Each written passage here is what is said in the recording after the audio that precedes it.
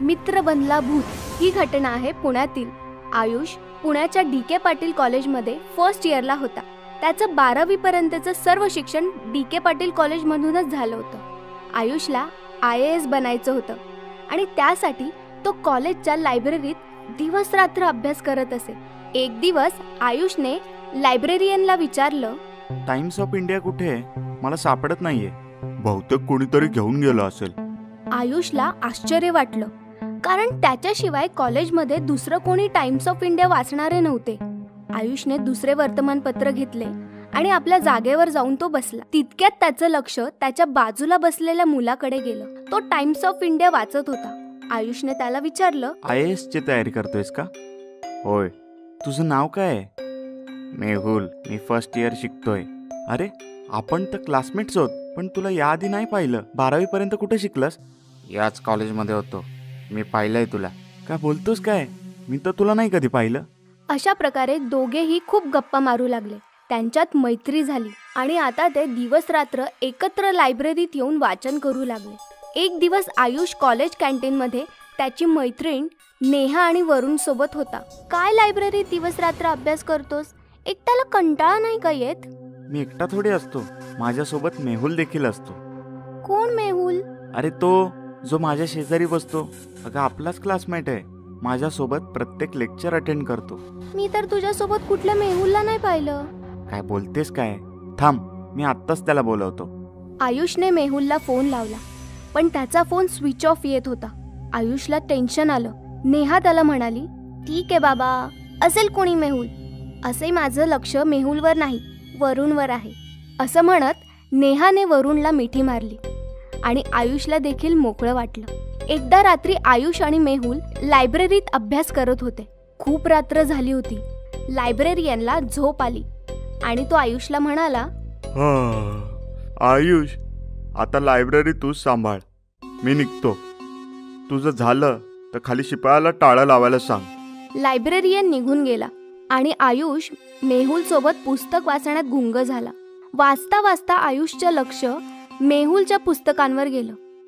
तेव्हा त्याला धक्काच बसला, कारण त्याचं पुस्तक कोरं होतं. आयुषने मेहुलचं पुस्तक हिसकावून घेतलं. त्या पुस्तकांची पाने पलटली तर त्यावर एक अक्षर देखील नव्हते. पुस्तक तर पूर्ण कोरं आहे आणि तू गेल्या 2 महिन्यांपासून हे पुस्तक घेऊन बसलायस. अरे, चक्कर काय मित्रा? असं म्हणत आयुषने आपल्या बाजूला पाहिले तर मेहुल तिथे नव्हता. ते पाहून आयुष घाबरला. मेहुल, कुठं अदृश्य झालास? नेहा पण म्हणत होती तिने मेहुलला कधी पाहिलं नाही.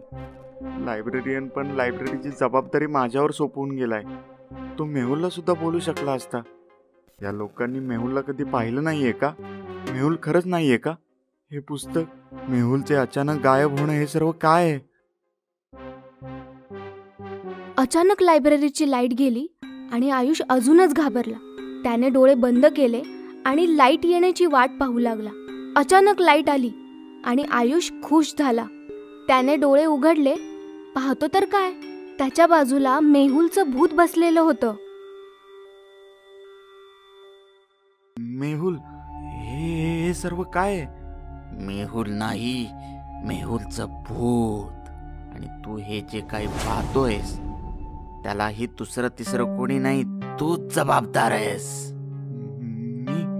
मी काय केलं? तू माझं आयुष्य उद्ध्वस्त केलंस. आठव 1 वर्षापूर्वीची 12वीची परीक्षा. तू एका मुलाला कॉपी करताना पकडलं होतंस. हे ऐकून आयुष 1 वर्ष मागे गेला. तेव्हा त्याला बायोलॉजीच्या परीक्षेचा दिवस आठवला. सर, हा मुलगा कॉपी करतोय. ए, चल उभा राहा. Sir, sorry, extremely sorry sir. 2 मिनिटाच्या आत इथून बाहेर निघ, नाहीतर HSC एक्झाम मधून रस्टिकेट केलं जाईल. तुला माहितीये का, एक्झाम हॉल मधून बाहेर आल्यावर मी काय केलं तुला कसं कळणार? तू तर पेपर लिहिण्यात बिझी होतास. मी बिल्डिंग वरून उडी मारून जीव दिला आणि आता तुला मारायला आलोय. हे बघ मेहुल, मान्य आहे चूक माझी आहे, पण तू पण चुकीचा होतास. कॉपी करत होतास. चिटिंग चुकीचीच आहे ना? नाही, आता मी जे करणार आहे ते चुकीचं आहे. हे ऐकून आयुष घाबरला. काय करणार आहेस तू?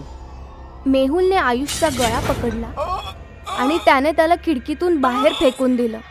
आयुष लायब्ररीच्या 5व्या मजल्यावरून पडून मरून गेला आणि मेहुल खिडकीतून त्याला बघून हसू लागला. इंग्रजी हडळ. ही कहाणी आहे इंग्लंडच्या लंडन शहराच्या जवळ असलेल्या छोट्याशा गाव पॅरिपोनाची. पॅरिपोना घनदाट जंगल आणि डोंगरांनी वेढलेलं एक सुंदर गाव होतं. जशी परदेशी माणसं भारत फिरायला येतात तशीच भारतीय लोक सुद्धा परदेश बघायला जातात. असेच काही मित्र लंडन बघण्यासाठी पहिल्यांदा इंग्लंडला गेले. त्यांच्यामध्ये राजू पण होता. उंच उंच डोंगरांवर फिरणं आणि घनदाट जंगलांमध्ये रात्रभर निशाचरासारखं फिरणं राजूला खूप आवडायचं. 15 दिवस राजू मित्रांसोबत लंडन फिरत होता. त्यांनी एक गाईडही केला होता. तो त्यांना शहराची माहिती देत होता. 15 दिवसातच राजू लंडन फिरून खूप बोर झाला. यार माधव, मी खूप बोर झालोय यार. चल ना डोंगरात आणि जंगलांमध्ये जाऊया, धमाल करूया, मजा येईल. मी तर एक गाव पण सर्च केलंय. जास्त दूर नाहीये पॅरिपोना. पॅरिपोनाचं नाव ऐकताच तो इंग्रजी गाईड दचकला. न्यू न्यू पॅरिपोना न्यू. आता याला काय झालं यार? म्हणजे हा आता आपल्याला पॅरिपोना नाही फिरवणार? नाही यार, याने तर आधीच सांगितलं होतं ना हा शहराच्या बाहेर नाही जाणार म्हणून. आणि पॅरिपोना तर अजिबातच नाही. असं काय आहे पॅरिपोना मध्ये? डोंगर आणि घनदाट जंगलांनी वेढलेलं एक सुंदर गाव आहे. याचं सोडा, तुम्ही तरी याल ना माझ्यासोबत? नाही यार, आतापर्यंत फक्त शहरच फिरलोय. या शहराची चव चाखणं अजून बाकी आहे. तुला कळतंय ना? पॅरिपोना विषयी राजूच्या मनामध्ये अजूनच उत्सुकता निर्माण होऊ लागली आणि तो एकटाच ट्रेन मध्ये बसून निघून गेला. जेव्हा तो निघाला तेव्हा रात्र होती. पॅरिपोनाला पोहोचला तेव्हा खूप रात्र झाली होती. चारी दिशांना काळे काळे डोंगर आणि घनदाट जंगल होतं आणि मधोमध होतं पॅरिपोना. हे पाहताच राजूचं मन सुखावून गेलं. अरे वा, फार मजा येणार आहे. कारण की गावकरी थकून भागून जेवून आता आराम करत असतील नाही. रात्रभर जंगल आणि डोंगरांचा आस्वाद घेतो, सकाळी सकाळी गावात जाईन. राजूने टॉर्च काढला आणि जंगलात फिरू लागला. जंगलामध्ये भयंकर श्वापद होती, पण राजूला सवय होती स्वतःला वाचवत जंगलामधनं चालत चालत डोंगराच्या माथ्यावर पोहोचला. राजूला तहान लागली होती खूप आणि त्याच्याजवळ पाणीही उरलं नव्हतं. उफ, थकलो रे बुवा. हा डोंगर जरा जास्तच टफ आहे. इथे कुठे पाणी मिळालं असतं ना तर फार बरं झालं असतं. असं म्हणताच राजू टॉर्च फिरवू लागला की अचानकपणे अंधारात एका कोपऱ्यात बसलेली म्हातारी दिसली आणि राजू घाबरला. कोण आहे? कोण आहे तिकडे? डोंट वरी, मी सॅनिटा आहे. इथेच डोंगरावर राहते. तुला पाणी पाहिजे ना? पाण्याचं नाव ऐकताच राजू धावत पळत त्या म्हातारीकडे गेला आणि तिच्याकडनं पाणी घेऊन त्याने प्यायला. तुम्हाला मराठी पण येतं? हो, तुझ्यासारखे बरेच इंडियन्स येतात. मी त्यांचे प्रश्न ऐकून ऐकून मराठी शिकले. प्रश्न ऐकून? खूपच थंडी आहे ना, विस्की पिणार का तू? हे ऐकून तर राजूच्या मनात गुलाब फुलू लागले. हो, नक्की पिन. मग ये माझ्या मागे. राजू सॅनिटाच्या मागे मागे एका झोपडीमध्ये गेला, ज्याचं छत नव्हतं. डोक्यावर चंद्र लटकत होता. अजबच झोपडी आहे ही. तेव्हा राजूची नजर लाकडाच्या पिंपावर गेली. वाटतंय की ह्याच्यामध्ये विस्की आहे. राजूने इकडे तिकडे पाहिलं पण सॅनिटा नव्हती कुठेच. वाटतंय की काही कामानिमित्त बाहेर गेली असावी. मी विस्की तरी पिऊन घेतो. जसं राजूने पिंपाचं झाकण उघडलं तो अवाकच झाला, कारण की त्याच्यामध्ये विस्की नाही, एक भयंकर विलायती हडळ बसली होती. राजू घाबरला. हडळ हसत हसत बाहेर आली. सॅनिटा, सॅनिटा. अरे विद्या, मीच तर सॅनिटा आहे. तुला फसवून इकडे घेऊन आले. पण असं का? कारण मी मी उपाशी आहे, मला तुला खायचंय. आता कळलं मला, गाईड पॅरिपोनाला यायचं का नाही म्हणत होता. प्लीज मला सोड ना. नक्कीच, तुला सुटायची संधी मी नक्कीच देईन. तू मला एक प्रश्न विचार, मी जर बरोबर उत्तर दिलं तर तू मरशील. मला उत्तर नाही आलं तर मी जळून जाईन आणि तू वाचशील. विचार, किती कठीण प्रश्न विचारायचा आहे तो विचार, पण एक लक्षात ठेव, प्रश्न एकच विचारायचाय. राजू कोंडीत सापडला. त्याला कळत नव्हतं की कोणता प्रश्न विचारला जावा जो सर्वात कठीण असेल आणि ज्याचं उत्तर त्या हडळीला येत नसावं. अरे देवा, कुठे अडकलोय मी ह्या. अशा कठीण प्रसंगी सोपं काम पण कठीण होऊन जातं आणि हिने तर प्रसंगच अजून कठीण केलाय. म्हणजे कठीण प्रश्नाचं उत्तर देणं हिच्यासाठी सोपं आहे. राजू संकटात सापडलाय हे बघून ती हडळ जोर जोरात हसू लागली. तिच्या जोर जोराच्या हसण्याच्या आवाजाने ते डोंगरही थरथर कापू लागले, ज्यामुळे तेही थरथरू लागले. काय झालं? प्रश्नाचं उत्तर नाही, प्रश्न विचारायला सांगितलाय. तो सुद्धा सगळ्यात कठीण प्रश्न, जो तुझा जीव वाचवू शकेल. चेहरा तर असा केलाय जसं काही मीच तुला एखादा प्रश्न विचारलाय. विचार तर करू दे. कर पटकन विचार कर, मला खूप भूक लागलीये. भूक तर मला पण लागलीये, पण माझा जीव वाचला तर मी खाईन ना.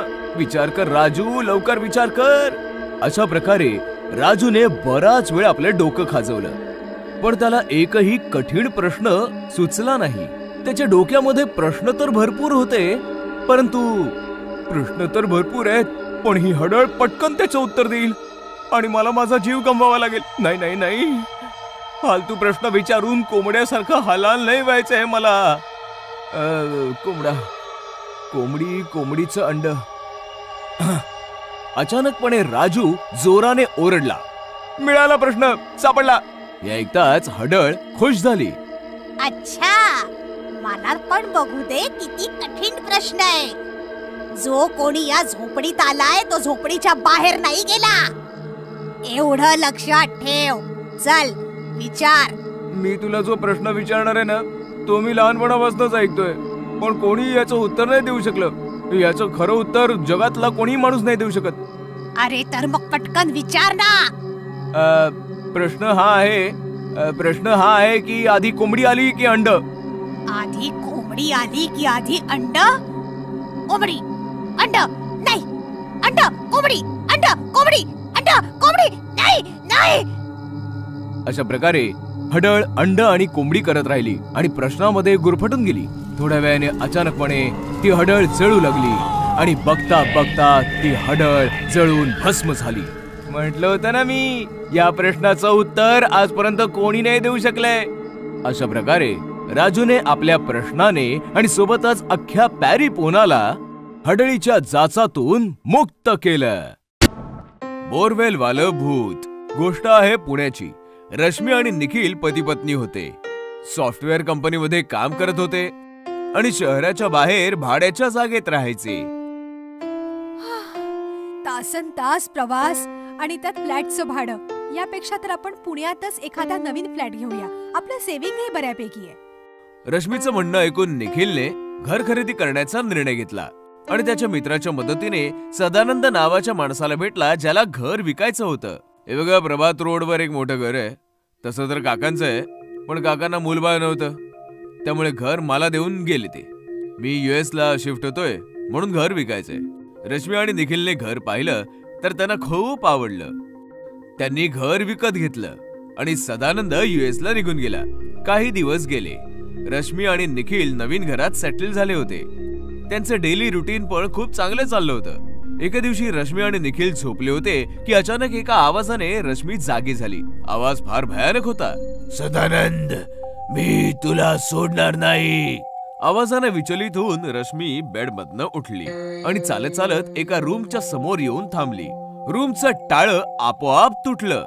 दरवाजा पण आपोआपच उघडला आणि रश्मी रूम मध्ये आली.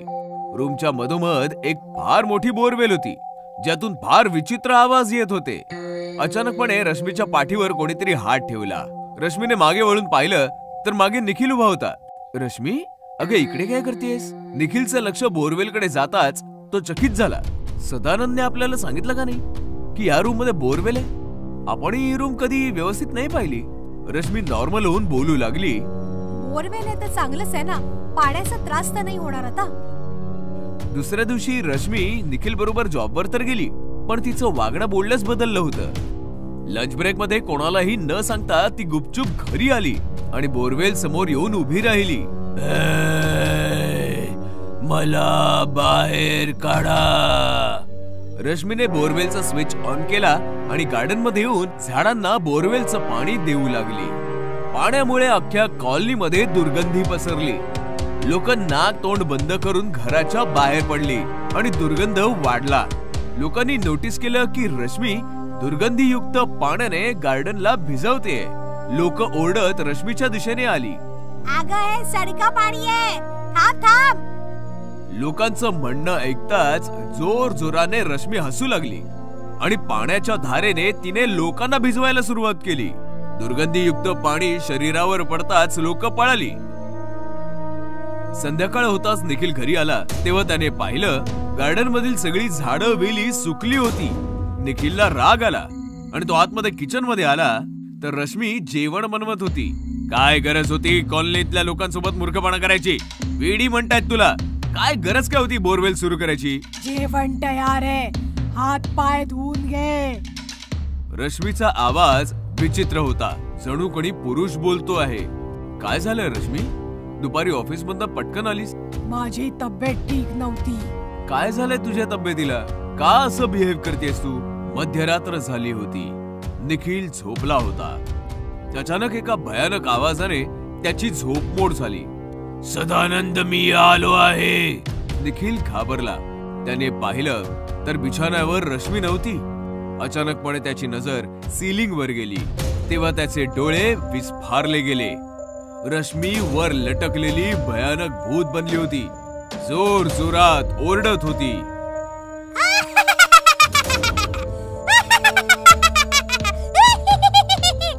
मी आलो आहे सदानंद, मी तुला मारून टाकेन. असं म्हणताच रश्मी निखिलच्या छाताडावर बसली आणि तिने निखिलवर हल्ला केला. रश्मी सोड ग, काय झालंय काय तुला? रश्मी निखिलवर वारंवार वार करत होती. निखिलने रश्मीला फेकलं आणि पळत पळत बोरवेलच्या रूम मध्ये येऊन लपला. निखिलने मोबाईल काढून सदानंदला फोन केला. सदानंद, अरे काय केलंस तू? माझी बायको वेडी झालीये, वारंवार तुझं नाव घेते आणि ती बोरवेल आणि हे सगळं काय आहे? सदानंद हसता हसता म्हणाला, माफ कर मित्रा, झालंय असं की मी काकांची सगळी प्रॉपर्टी हडपलीये आणि त्यांना मारून बोरवेल मध्ये काढलंय. काकांचं भूत सतावत होतं म्हणून मी घर विकून US मध्ये शिफ्ट झालोय. आता माझं कोणी काही बिघडवू शकत नाही, ना इंडियन पोलीस ना इंडियन काकांचं भूत. असं म्हणून सदानंदने फोन कट केला. पण सत्य ऐकताच निखिलची अवस्था बिकट झाली होती. म्हणजे काकांचं भूत रश्मी मध्ये आलंय आणि सदानंद समजून मला मारताय. तेवढ्यात दरवाजा तोडून रश्मी आत आली आणि ओरडू लागली, माझं घर, माझी इस्टेट हडपून, मला बोरवेल मध्ये पुरून तू इथे लपून बसलाय सदानंद. मी तुला नाही सोडणार. काका, मी निखिल आहे, सदानंद नाहीये.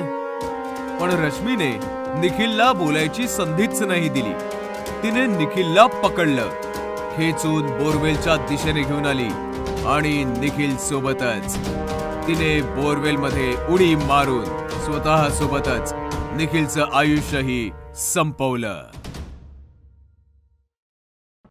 भूतांचा दरबार. फार वर्षांपूर्वीची गोष्ट आहे. एका जंगलात खूप सारी भूतं राहत होती. त्या सर्वांचा एक राजा होता. त्याचं नाव होतं कालीचरण. तो खूप शक्तिशाली होता आणि तितकाच भयानक देखील होता. सर्व भूत त्याला घाबरत असत. कालीचरण त्याच्या महालात राहत असे. कोणत्या भूताला जर न्याय हवा असेल तर ते कालीचरणच्या दरबारात न्याय मागायला येत. महाराज, मी दूर शहरात जाऊन धष्टपुष्ट मानव पकडून आणला, मात्र याने त्या मानवाला चोरून खाऊन टाकलं. नाही महाराज, तो मानव मी शहरातून पकडून आणला होता. अच्छा, तर मग सांग, तू त्या मानवाला कोणत्या शहरातून पकडून आणले होतेस? मी त्याला सूरजगड मधून पकडून घेऊन आणलं. तू खोट बोलत आहेस. सूरजगड मध्ये वर्षानुवर्षे दुष्काळ आहे, म्हणून तिथला कोणताही माणूस जाडा नाही. लंबू भूत, या भूताला आगीत टाकून जाळून टाका. महाराज, महाराज, मला माफ करा. मी पुन्हा असं नाही करणार. या भूतांच्या दरबारात सर्वांना न्याय मिळतो.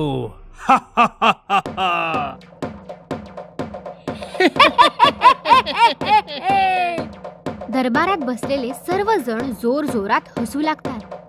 एक दिवस त्या जंगलातून राजू नावाचा माणूस जात होता. तितक्यात काळ्या आणि लाल अशा दोन भूतांनी त्याला पाहिले. इतका जाडा माणूस, याला तर मीच खाणार. ती दोन्ही भूत उडत उडत राजूकडे जाऊ लागतात आणि दोघंही राजूला पकडतात.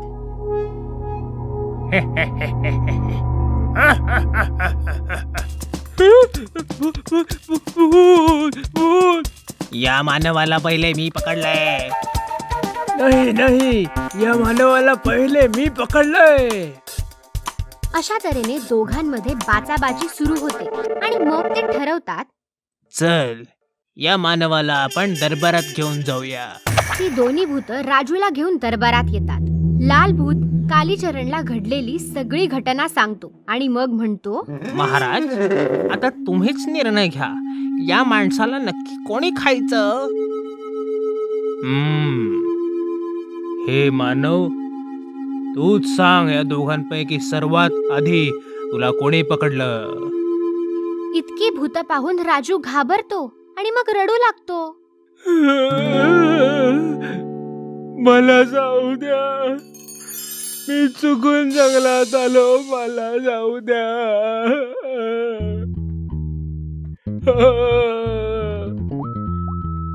अरे आधी तू रडणं थांबव. मला रडणारी माणसं आवडत नाही. रडू नाही तर काय करू? मला काळ्या भूताने खाल्लं काय किंवा लाल भूताने खाल्लं काय? शेवटी मी मरणारच आहे. दया करा महाराज. तू भूतांच्या दरबारात आहेस. इथे दया नाही, फक्त न्याय मिळतो.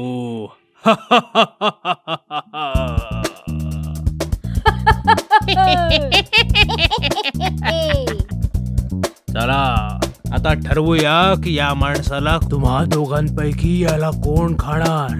तुम्ही जेव्हा या माणसाला पाहिलं तेव्हा हा काय करत होता? जेव्हा मी त्याला बघितलं तेव्हा तो पाणी पित होता. जेव्हा मी त्याला बघितलं तेव्हा तो भाकरी खात होता. ए मानवा, आता तूच सांग, तू पहिल्यांदा पाणी प्यायलास की भाकरी खाल्लीस? मी पहिल्यांदा भाकरी खाल्ली. म्हणजे काळ्या भूताने तुला पहिल्यांदा पाहिलं. म्हणजे आता याला मी खाणार.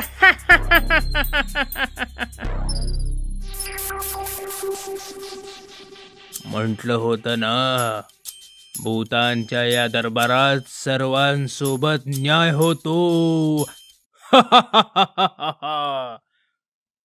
तितक्यात राजूला एक कल्पना सुचते आणि तो म्हणतो,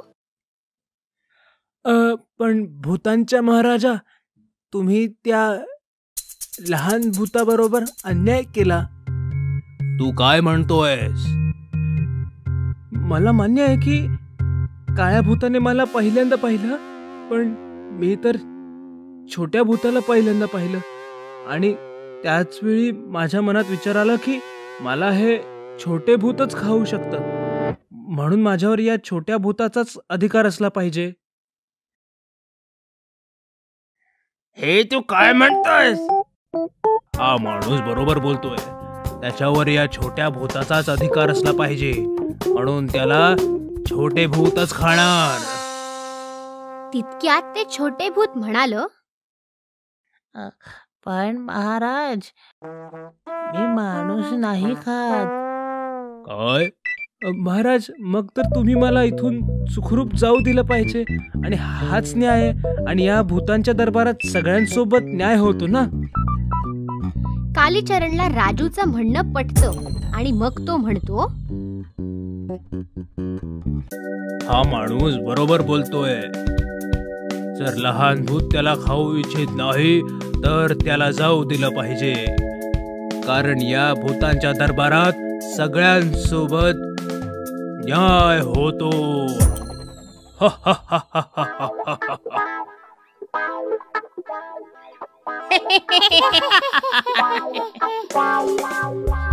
अशा हुशारीने राजू इतक्या भयंकर भूतांमधून सुखरूप बाहेर पडतो आणि काळे आणि लाल भूत अशा तऱ्हेने त्याला पाहतच राहतात. आजीच्या घरी भूत. उन्हाळ्याच्या सुट्ट्या लागल्या होत्या.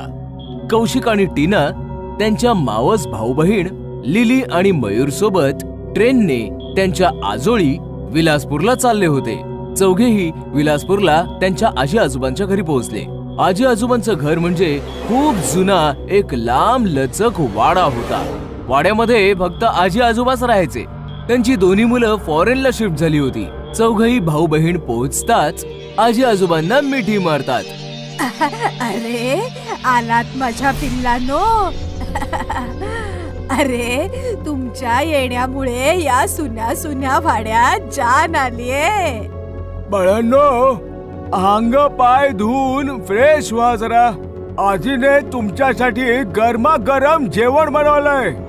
म्हणजे तुम्ही अजून कोणी नोकर नाही ठेवलाय? आई समजावून समजावून थकून गेलीये तुम्हाला. यावर आजी आजोबा किंवा कोणीच काही उत्तर नाही दिलं. सर्वांनी हात पाय धुवून जेवण जेवून घेतलं आणि मग चौघं प्रत्येकाच्या रूम मध्ये जाऊन झोपले. पण लिलीला मात्र झोप येत नव्हती. तिला अख्खं घर फिरून पाहायचं होतं. झोप येत नाहीये. सगळा वाडा फिरून येते. सगळे तर झोपलेत. डिस्टर्ब करायला कोणीच येणार नाही. लिली बेडरूम मधनं निघून चालू लागली. तेव्हा आजी आजोबांच्या बेडरूम मधनं कुरबुरीचा आवाज ऐकू यायला लागला. लिली लपून ऐकू लागली. नाही, मुलांना अजिबात सांगायचं नाहीये, ती घाबरून जातील. अहो पण पण काही नाही, मी जरा बाहेरून फिरून येतो. लिली घाबरली आणि आजोबांच्या बाहेर यायच्या आधीच मागच्या दिशेने पळू लागली, जेणेकरून आजोबांनी तिला पाहू नये. पळता पळता ती फारच दूर पोहोचली की अचानक कोणीतरी तिला एका रूम मध्ये खेचून घेतलं आणि मग दरवाजा बंद झाला. रूम मध्ये फारच अंधार होता आणि एक शिडी उभी होती जी वर एका दुसऱ्या मजल्यावर जायची. कोण आहे? कोणी खेचलं मला आतमध्ये? टीना, मयूर, मला माहितीये ही मस्ती तुम्हीच करू शकता. तेव्हा अचानकपणे लिलीच्या पाठीवर कोणीतरी हात ठेवला. लिलीने मागे वळून पाहिलं तर तिचा थरकाप उडाला. एक भयंकर भूत उभं होतं आणि हसत होतं. लिली बेटा, ये माझ्याकडे ये. भूत भूत भूत. भूत लिलीच्या दिशेने पुढे येऊ लागलं. लिली जोरात ओरडली आणि तिने तिचे दोन्ही डोळे बंद केले. Lily, what happened? तू इकडे काय करतेस? लिलीने डोळे उघडले तर समोर कौशिक, मयूर आणि टीना होते. लिलीने कौशिकला मिठी मारली आणि रडू लागली. कौशिक, इकडे भयानक भूत आहे. लिली, कम ऑन, भूत वगैरे काही नसतं. नक्कीच तुला भ्रम झाला असेल. तेव्हा अचानकपणे टीना जोरात किंचाळली. काय झालं? टीनाने शिडीच्या दिशेने इशारा केला. शिडीवर तेच भूत बसलं होतं. भूत बघून सगळ्यांची अवस्था बिकट झाली. मुलांनो, ओळखलं मला? मी तुमच्या सोबत खेळायचो, तुम्हाला झोपाळ्याला झोके द्यायचो. बघ बघ, तोच आहे, तोच आहे. या माझ्याकडे,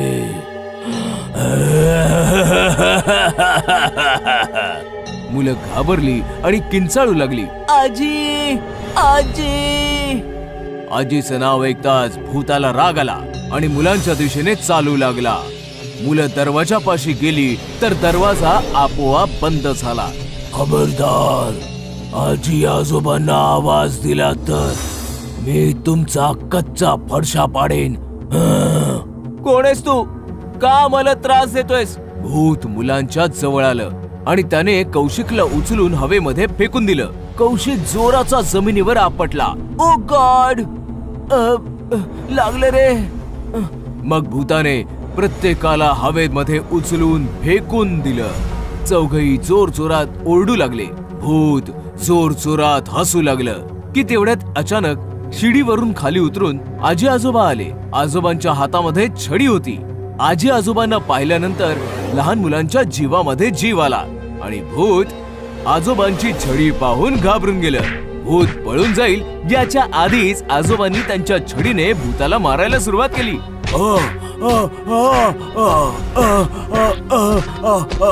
मालक मालक मला माफ करा, माफ करा. नटवर, माझ्या मुलांना त्रास देतोस? हे घे, हे घे. आणखी मारा त्याला, आणखी मारा त्याला. आजोबांनी भूताला खूप मारलं आणि भूत खूप घायाळ झालं. चल पळ, पुन्हा मुलांना त्रास दिलास ना तर लक्षात ठेव. आजोबांच्या तावडीतून सुटल्यावर भूत अचानकपणे गायब झालं. बाळांनो, तुम्ही ठीक तर आहात ना? आम्ही ठीक आहोत आजी, पण हे कोण होतं? आजीने आजोबांकडे पाहिलं. सांग त्यांना, आता सांगितल्याशिवाय गत्यंतर नाही. आधी आम्ही तुम्हाला नाही सांगितलं कारण तुम्ही घाबरला असतात. ते भूत आमच्या जुन्या नोकराचं नटवरच आहे, जो 20 वर्षांपूर्वीच मेला होता. काय? हे नाव तर पहिल्यांदाच ऐकतोय. हो, तेव्हा तुम्ही सगळे खूप लहान होतात. तेव्हा ना नटवरच तुमची देखभाल करायचा. पण एक दिवस त्याचा मृत्यू झाला आणि त्यानंतर आम्ही ठरवलं की आम्ही पुन्हा इथे नोकर ठेवणार नाही. नटवर कसा मेला हे फक्त आम्हा दोघांना माहितीये. कसा मेला होता तो? एका रात्रीची गोष्ट आहे. नटवर रात्री घरात चोरी करून पळून चालला होता. त्यात कुत्रे ओरडायला लागले आणि आजोबांना जाग आली. नटवर आजोबांना खूप घाबरायचा. पळून जाता आलं नाही म्हणून तो पुन्हा घरात आला. पायऱ्यांवरून तो पळत होता. अचानक पाय घसरून तो पडला आणि त्यातच तो मेला. तेव्हापासून त्याचं भूत या वाड्यात फिरतय. बरं झालं आजोबांनी त्याला धडा शिकवला. आता तो परत तर नाही येणार ना? परत तर तो नक्कीच येईल, फक्त तुम्हाला मात्र त्रास नाही देणार. हे ऐकताच मुलं चिंतेमध्ये गडली. पण आजोबांच्या छडीने कमाल केली होती. त्या दिवसानंतर नटवरचं भूत त्या वाड्यामध्ये कधीच दिसलं नाही. भूत या सेल्समन. ही गोष्ट आहे कानपूरची. कानपूर शहराच्या बाहेरच्या जागेत 2 वर्षांपूर्वी मानसरोवर हाऊसिंग सोसायटी उभी झाली होती. राघव आणि ललिताचं नवं लग्न होऊन त्यांनी त्यांचा फ्लॅट मानसरोवर सोसायटीमध्ये बुक केला. दोघेही सोसायटीमध्ये राहायला आले तर सोसायटी बघितल्यावर ललिता खुश झाली. खूपच सुरक्षित आणि सुंदर सोसायटी आहे. हो, तू वर जा, मला चेअरमन साहेबांनी बोलवले. राघव चेअरमनला भेटला तर चेअरमन म्हणाले, सोसायटीमध्ये तुमचं स्वागत आहे. तुम्हाला पूर्ण सिक्युरिटी मिळेल. फक्त एका गोष्टीची काळजी घ्या. कोणती गोष्ट? कोणताही सेल्समॅन आला तर चुकूनही दरवाजा उघडू नका. चेअरमनचं म्हणणं ऐकताच राघव रागावला आणि वर त्याच्या रूम मध्ये आल्यावर ललिताला म्हणाला, का सेल्समनचं काही आयुष्य नसतं?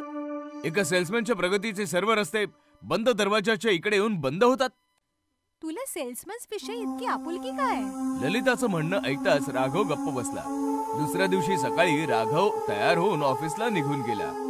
ललिता दरवाजा बंद करून आंघोळीसाठी निघाली तर अचानक तिला आठवलं, अरे शॅम्पू तर आणलाच नाही, आता आंघोळ कशी करू? तेवढ्यात डोरबेल वाजली. ललिताने दरवाजाच्या पीप होल मधून पाहिलं तर बाहेर सेल्समॅन उभा होता. हा, याच्याकडे शॅम्पू नक्की असेल. ललिताने दरवाजा उघडला तर सेल्समॅन बडबड करू लागला. Good morning ma'am.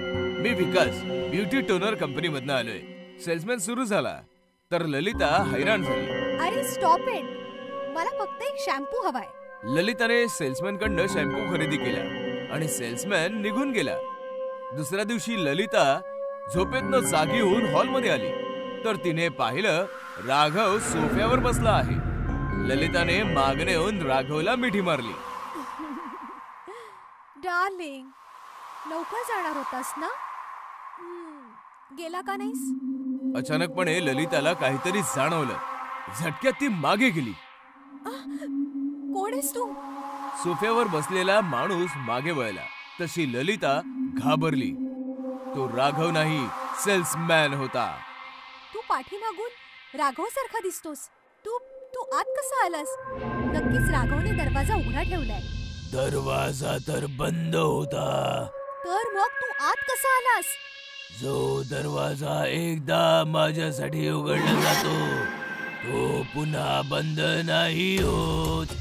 सेल्समॅन जोरजोरात हसू लागला आणि हसता हसता एका भयंकर भूतात परिवर्तित झाला. भूताला समोर पाहताच ललिता जोरात किंचाळली. काय हवंय तुला? बोल, काय हवंय तुला? बोल. बदला. या सोसायटीने माझा जीव घेतलाय. आता मी हिला बर्बाद करेन. एक एक करून सगळ्यांना मारून टाकेन.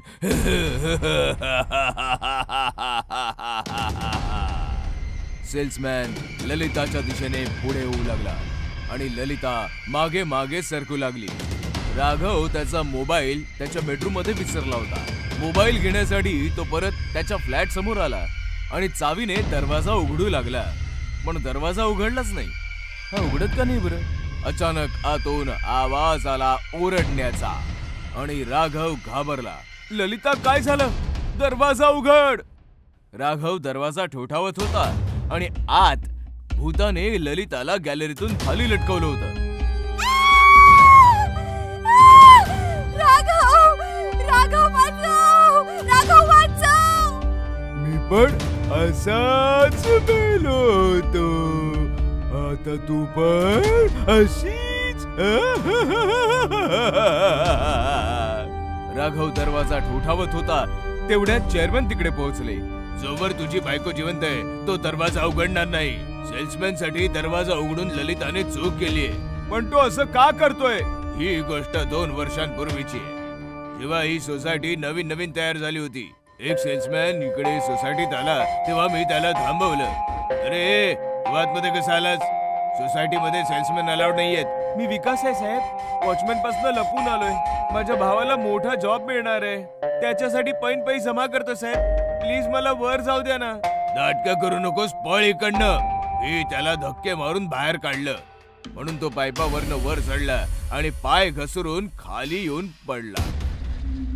तेव्हापासून त्याचा आत्मा सोसायटीमध्ये भटकतोय. जो दरवाजा उघडतो त्याला तो खाली पाडून मारून टाकतो. चेअरमॅनचं म्हणणं ऐकताच राघव वेड्यासारखा ओरडत दरवाजा ठोठावू लागला. विकास दादा, दरवाजा उघडा. मी तुमचा छोटा भाऊ राघव. ती माझी बायको आहे, तिला काही करू नका.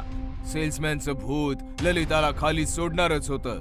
तेवढ्यात त्याने राघवचा आवाज ऐकला. त्याने लगेच ललिताला वर खेचलं. ललिताचा जीव वाचला. सेल्समॅनचं भूत लगेच दरवाजाकडे पळालं. त्याने दरवाजा उघडला. समोर राघव उभा होता. भूताने राघवला मिठी मारली. राघव, माझ्या भावा, कसा आहेस तू? मी ठीक आहे दादा. तुम्ही का गेलात आम्हाला सोडून? मला तुला मोठा माणूस बनवायचं होतं. मी मोठा माणूस बनलोय दादा, हे बघा. ललिता दोघांजवळ आली तेव्हा राघवने ललिताला सांगितलं, तू विचारत होतीस ना की माझं सेल्समॅन वर एवढं प्रेम काय आहे? कारण की माझा हा भाऊ सेल्समॅन होता जो माझ्यासाठी मेला. मी एका सेल्समॅनचा छोटा भाऊ आहे. सेल्समॅनचं भूत राघव आणि ललिताकडे बघून बोलू लागलं. खरंच राघव, खूप मोठा माणूस बनलायस तू. ललिता, मला माफ कर. प्रतिशोधाच्या आगीमध्ये मी जळत होतो. तुम्हा दोघांना पाहताच ती आग विझून गेली. आता मला मुक्ती पाहिजे. अलविदा. असं म्हणताच सेल्समॅनचं भूत सोसायटीतून कायम कायमसाठीच मुक्त झालं आणि राघव आणि ललिता आनंदात राहू लागले. भूतिया पंक्चरवाला. मुंबई पुणे हायवे अंधारामध्ये गडला होता. थंडीमुळे हायवे सुनसान होता आणि सुनसान हायवेवर एक कार जोराने पास होत होती. गप्पा टप्पा करत करत राघव आणि श्वेता रस्ता कापत होते की अचानक कारचा बॅलन्स बिघडला आणि कार रस्त्याच्या कडेला उतरली. राघव सांभाळून. राघवने जोरात ब्रेक लावला. दोघे कारच्या बाहेर आले तर कारचा टायर पंक्चर होता. शिट यार, स्टेपनी पण नाहीये. आता काय करायचं? थंडीमुळे टायरचं टेम्परेचर बिघडलं आणि तो फुटला. म्हटलं होतं मी हळू चालव म्हणून. राघवने समोर पाहिलं तर एक पंक्चरचं दुकान समोर दिसत होतं. थँक गॉड, झाला जुगाड. हॅलो, कोणी आहे का? दुकानातनं एक माणूस बाहेर आला ज्याने थंडीच्या कारणामुळे अख्ख्या शरीरभर शॉलने झाकून घेतलं होतं. कारचा टायर पंक्चर झालाय, बनवू शकता का हो? थांबा, अवजार घेऊन येतो. पंक्चरवाल्याचा आवाज जरा भारी भारीच होता. तो सामान घेऊन आला. कारचा टायर उघडून त्याने कारला जॅक लावला आणि पंक्चर बनवू लागला. श्वेता, थंडी वाढते, तू कार मध्ये बस, मी जरा हलका होऊन येतो. हा. श्वेता कारमध्ये बसली आणि राघव हलका व्हायला निघून गेला. राघव परत आला तर त्याने पाहिलं की आग जळत आहे आणि पंक्चरवाला त्याचं काम शांततेने करत आहे. आग बघताच राघव शेकोटी पाशी बसला. श्वेता पण गाडीतनं उतरून शेकोटी पाशी आली. कार मध्ये थंडी वाजते का? अचानकपणे श्वेताचं लक्ष शेकोटीवर गेलं तर ती चमकलीच. राघव, याने तर आपल्या कारची ट्यूब जाळली. मग हा पंक्चर कसला बनवतोय? अरे हो भाऊ, आमची ट्यूब का बरं जाळली? त्यांनी पंक्चरवाल्याकडे पाहिलं तर त्यांचे डोळे विस्फारलेच राहिले. पंक्चरवाला एक भयानक भूत बनला होता ज्याचं पूर्ण शरीर जळलेलं होतं. ट्यूब चाळली कारण की मी पण जळलो होतो. बघायचंय तुम्हाला कसं? भूत श्वेता आणि राघवच्या जवळ आलं तर दोघांचे श्वास रोखले. भूताने जळती ट्यूब उचलली आणि दोघांच्या गळ्यामध्ये घातली. त्यामुळे दोघे जळताना तडफडून मेले. या घटनेचे शिकार फक्त राघव आणि श्वेता नव्हते. जी कोणती कार हायवेने जायची नक्कीच पंक्चर व्हायची आणि पंक्चरवाला भूत पंक्चर बनवण्याच्या बहाण्याने जळती ट्यूब गळ्यामध्ये टाकून लोकांना मारून टाकायचा. पुण्याचे कमिशनर मौर्य आपल्या कार जवळ उभे राहून फोनवर बोलत होते. हॅलो, ऐका मुंबई कमिशनर, मी मौर्य बोलतोय. ड्रग्ज माफिया टोंडरा मुंबईमध्ये लपलाय. तुमचे काही पोलीसवाले त्याला साथ देत आहेत. तो पुण्यातनं पळालाय. तुम्ही त्याला आणि काही करप्ट ऑफिसरना पकडा. मी लिस्ट पाठवतो आणि मुंबईकडे निघतो. सर, मी पण येतो. एकट्याने जाण्यामध्ये धोका आहे. मी सांगितलं ना, माझ्या सोबत कोणी येणार नाही. मौर्य कार मध्ये बसून निघून गेले. मौर्याची कार वेगाने हायवे कापत होती. अचानक जोरदार ब्रेक लावून थांबली. मौर्याने बाहेर येऊन पाहिलं तर शेट यार, हिला पण आताच पंक्चर व्हायचं होतं. तेव्हा अचानक मागणं आवाज आला. काळजी करू नका साहेब, पंक्चरवाला अवजारांसकट हजर आहे. मौर्याने पाहिलं तर मागे पंक्चरवाला उभा होता. जरा लवकर करा भाऊ, क्रिमिनलला पकडायला जायचंय. पंक्चरवाल्याने टायर उघडून जॅक लावला. मी कार मध्ये बसतो, तू पंक्चर बनव जरा लवकर. मौर्य कार मध्ये बसले. पंक्चरवाल्याने एक ट्यूब काढून आग लावली त्याला आणि कारकडे बघत बघत हसता हसता तो भूत बनला. ट्यूब तयार होताच तो कारच्या जवळ गेला आणि म्हणाला, सर बाहेर या, टायर लावायचा आहे. तेव्हा अचानकपणे मौर्यांना कॉल आला. हॅलो, काय म्हणताय? ड्रग्ज माफिया टोंडरा पकडला गेला आणि त्याच्यासोबतचे पोलीस ऑफिसर देखील पकडले गेले. वेल डन. हो, मी पोहोचतोच आहे.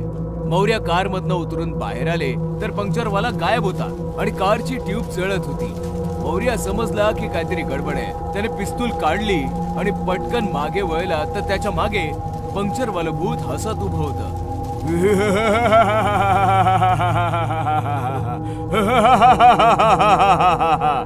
कोण आहेस तू?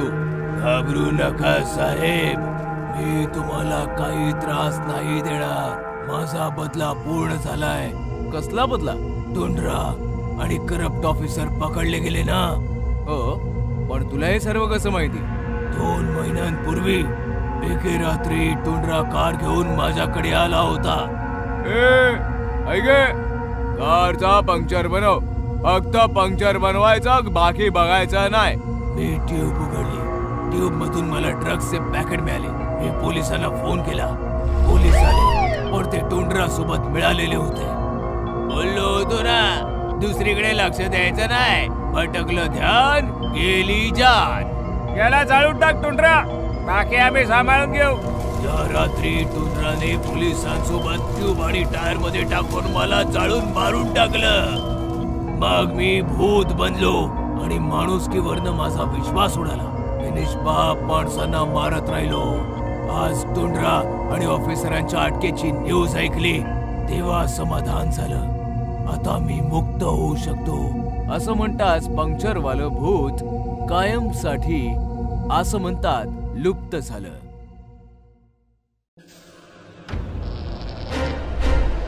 भूतनी आंटी. बऱ्याच वर्षांपूर्वी जंगलामध्ये एक ताकदवान भूतनी तिच्या मुलीसोबत राहत होती. भूतनी तिच्या मुलीची खूप काळजी घ्यायची. ती जंगलातून रोज नवनवीन प्राणी आणून तिला खाऊ घालायची.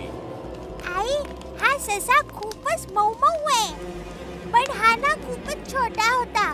उद्या ना तू माझ्यासाठी खूप मोठी म्हैस घेऊन ये. ठीक आहे बाळा. माझी मुलगी छोटी छोटी, म्हैस मागते मोठ मोठी.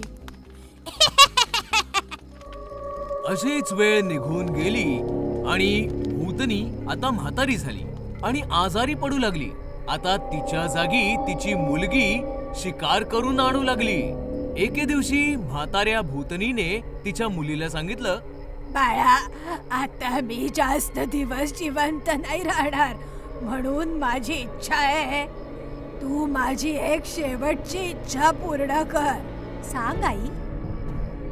जेव्हा मी छोटीशी होते तेव्हा माझी आई माझ्यासाठी शहरातून एक जाडजूड आणि मऊ मऊ माणसाचा मुलगा खायला घेऊन आली. माझी इच्छा आहे की मरण्याच्या आधी पुन्हा एकदा मी माणसाच्या मुलाची चव घ्यावी.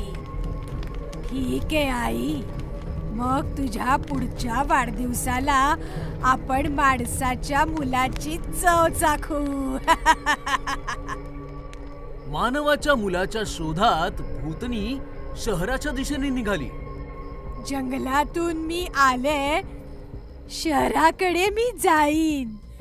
माणसाचं पोर खाऊन माझ्या आईचा वाढदिवस साजरा करीन. शहरामध्ये पोहोचून तिने बरीचशी मुलं पाहिली, पण एकही मूल तिला आवडलंच नाही. तेवढ्यात तिला समोर गट्टू दिसला. हा मुलगा तर खूप मऊ मुलायम आहे, पण हा तर खूपच हडकुड आहे. याला तर माझी आई एकटीच खाऊन टाकेल, मग मला काय मिळणार? काही हरकत नाही, मी ह्याला खायला घालून चांगलं जाडजूड बनवेन. आणि तिने एका सुंदर आंटीचं रूप घेऊन गट्टूच्या शेजारी राहायला आली. आणि मग तिने एक दिवस गाजराचा हलवा बनवला आणि गट्टूकडे आली.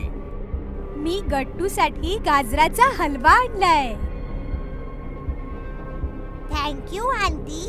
आता भूतनी काही ना काही निमित्ताने गट्टूला स्वादिष्ट भोजन खाऊ घालायला लागली. एवढं स्वादिष्ट भोजन खाऊन आता गट्टू देखील खूप जाडजूड झाला. भुक्या भूतनीचं जेवण जेवून गट्टू झाला जाडजूड. आता जाड्या गट्टूला खाऊन भूतनी पण होईल जाडजूड. दुसऱ्याच दिवशी भूतनी आंटीने गट्टूला सांगितलं, मी शहरापासून थोडं दूर असलेल्या रेस्टॉरंट मध्ये जेवायला जातेय. तू माझ्या बरोबर येणार आहेस का? हो हो, मी तुमच्या बरोबर नक्की येईन. आणि मग भूतनीने गट्टूला सोबत घेतलं आणि जंगलाच्या दिशेने निघाली. गट्टूने जसं जंगल पाहिलं त्याने भूतनीला विचारलं, आंटी, तुम्ही मला इथे जंगलात का घेऊन आलात? तुम्ही तर म्हणाला होतात की मला रेस्टॉरंट मध्ये घेऊन जाताय. तेव्हा अचानक भूतनी तिच्या मूळ रूपात आली. तू बरंच काही खाल्लंस गट्टू. आता आमच्या खाण्याची पाळी आहे. तुम्ही तर भूतनी आंटी आहात. भूतनी गट्टूला घेऊन तिच्या आईच्या जवळ आली. आई, हे बघ, मी माणसाचं पोर घेऊन आले. याला खाण्यात तर खूप मजा येईल.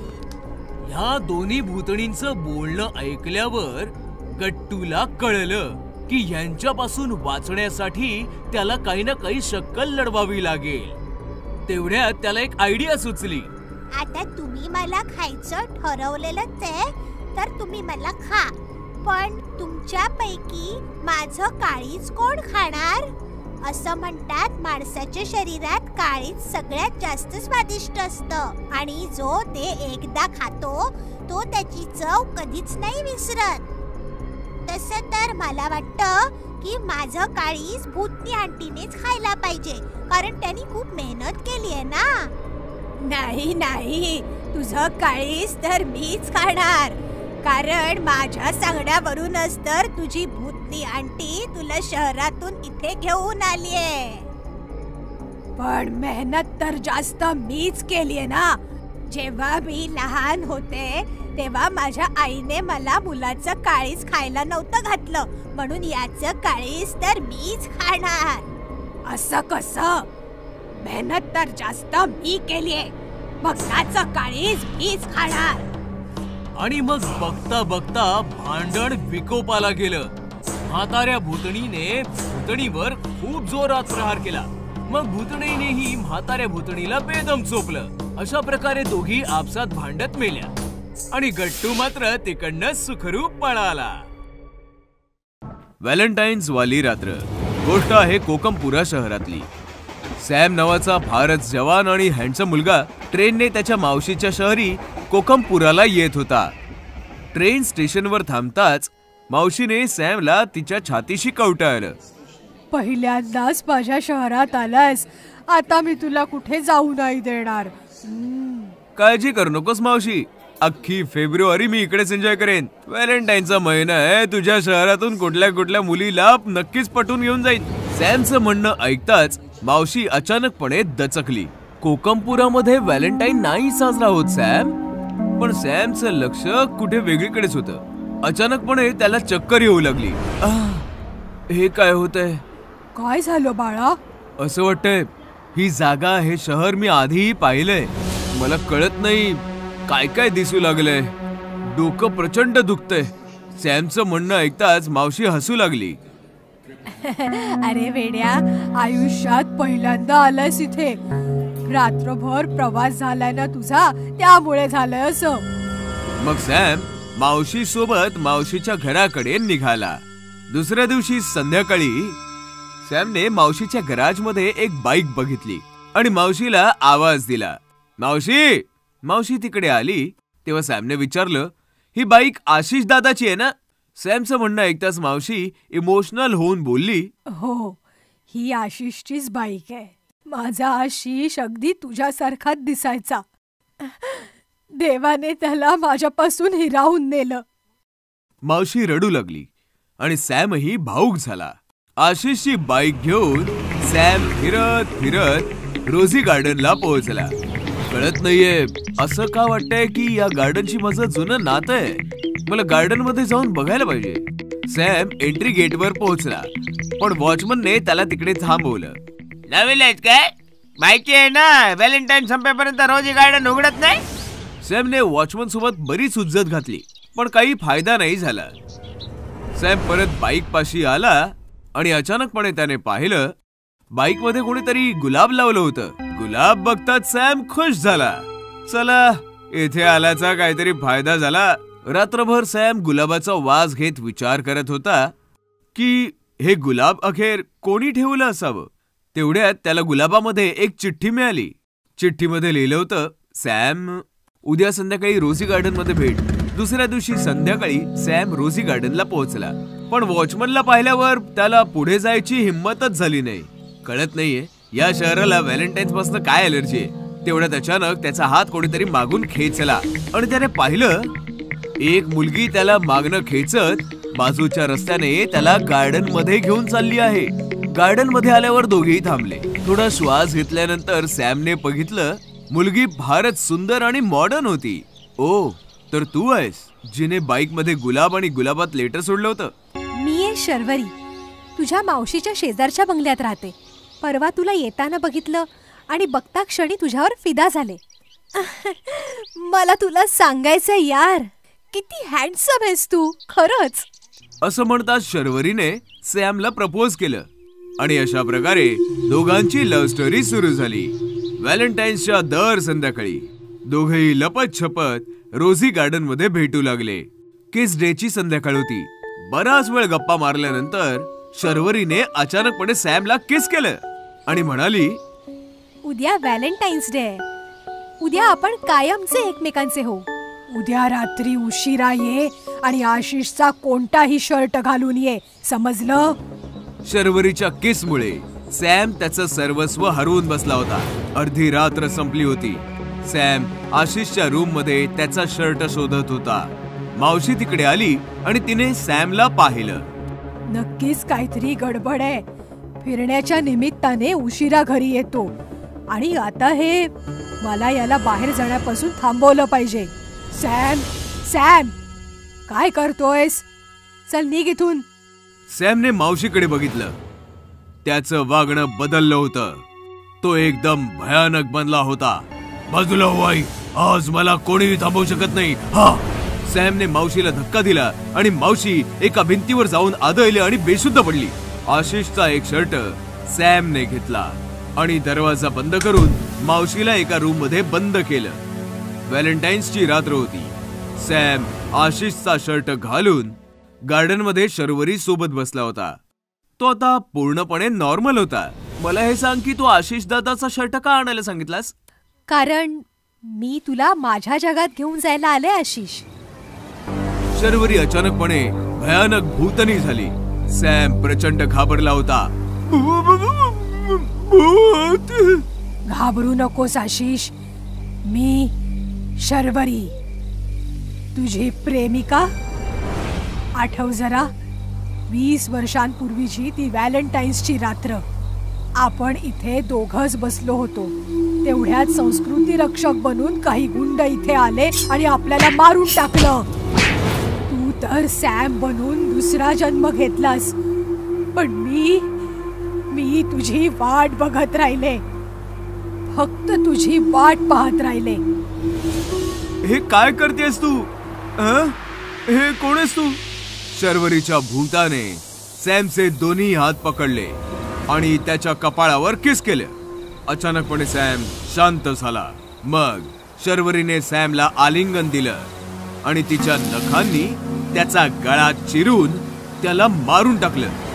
अशा प्रकारे शर्वरीने दुसरा जन्म घेणाऱ्या तिच्या व्हॅलेंटाईनला मारून व्हॅलेंटाईन्सच्या रात्रीच कायम साठी त्याला तिच्या जगात बोलावलं. क्रिमिनल भूत. एकेकाळी इन्स्पेक्टर ब्रिजेश हे अतिशय आश्वासक आणि धाडसी अधिकारी होते. ते मोठमोठ्या गुन्हेगारांचा सामना करत असे. एका रात्री त्यांचा सामना सायको किलर राकाशी झाला.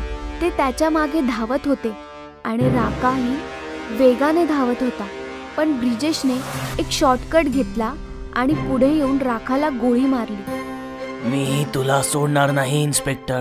मी तुला आणि तुझ्या संपूर्ण कुटुंबाला ठार मारेन. असे सांगताच राकाचा मृत्यू होतो आणि त्याचा मृतदेह स्मशानभूमीत पुरला जातो. ब्रिजेशला शौर्याचं पदक दिलं जातं. त्यांच्या कुटुंबातील प्रत्येक जण खूप आनंदी आहे. तुम्ही दर महिन्याला एक पदक आणता. आता हे सगळे ठेवायचं कुठे ते तरी सांगा. अगं आई, बाबांच्या पदकासाठी एक नवीन खोली बांधूया. खोली नाही, दादा ज्या वेगाने पदक आणत आहे, पदकांसाठी आपल्याला नवीन घरच घ्यावं लागेल. त्याच भयानक रात्री राका परत येतो. पण तो आता माणूस राहिलेला नाही. तो आता भयानक भूत बनला आहे. त्याचे लाल डोळे आणि टोकदार नखे पाहून कोणीही भीतीने थरथर कापू लागेल. मी म्हणालो होतो मी पुन्हा येईन इन्स्पेक्टर.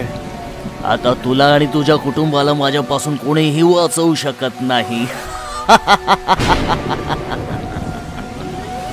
दुसऱ्या रात्री ब्रिजेशचा भाऊ राजेश ऑफिसमधून घरी परतत होता. तेव्हा त्याला असं वाटलं की कोणीतरी त्याचा पाठलाग करत आहे. राजेश मागे वळून पाहतो तर कोणीच नसतं. तेव्हा त्याला एक विचित्र आवाज ऐकू येतो. तूच आहेस ना त्या शूरवीर ब्रिजेशचा भाऊ? कोण आहे? तेव्हाच राकाचं भूत त्याच्या समोर येतं. मी राका, ज्याला तुझ्या इन्स्पेक्टर भावाने ठार मारलं. आता मी तुला ठार मारे. तुझा शूरवीर भाऊ तुला कसा वाचवतो ते मी बघतोच. राजेशला त्या भूताला पाहिल्यावर घाम फुटतो आणि तो जोर जोरात पळू लागतो. तेव्हा राका त्याच्या गळ्यावरती हल्ला करून त्याचे सर्व रक्त पितो आणि राजेश मरण पावतो. दुसऱ्या दिवशी ब्रिजेश आपल्या भावाला पाहतो आणि ढसाढसा रडू लागतो. कोणी केलं? माझ्या भावाबरोबर हे असं कोणी केलं? मी माझ्या भावाला वाचवू शकलो नाही. मग ब्रिजेशच्या बायकोला राजेशच्या हातावर नखाने काहीतरी लिहिलेलं दिसतं. बघा, भाऊजींच्या हातावर काहीतरी लिहिलेलं दिसतंय. ब्रिजेश हात वाचू लागतो. भाऊ तर गेला, आता त्याच्या बायकोची पाळी. राका. हे ऐकून ब्रिजेशला धक्का बसतो आणि त्याच्या पायाखालची जमीन सरकते. राका? राकाने हे सगळं केलंय? तो परत येईल याची मला कल्पनाही नव्हती. मी नाही सोडणार त्याला. मला वाटतं आपल्याला गुरुजींना बोलवून घेतलं पाहिजे. हे भूतबाधेचं प्रकरण आहे. हे तुमच्या आवाक्याच्या बाहेर आहे. पूजा दुसऱ्याच दिवशी गुरुजींना फोन करून बोलवून घेते. राका घरातल्या खिडकीमधून सगळं पाहत असतो. इन्स्पेक्टरची बायको, आता तू तर गेलीस. पूजा घराच्या छतावर सुकलेले कपडे आणायला जाते. तेव्हा अचानक जोर जोरात वारे वाहू लागतात आणि तिथे राका येतो. कुठे आहे तुझा इन्स्पेक्टर नवरा? तुला वाचवायला नाही येणार का? पूजा राकाला पाहून किंचाळू लागते आणि तिचा आवाज ऐकून ब्रिजेश छतावर पळत पळत येतो. पण छताचा दरवाजा बंद होतो.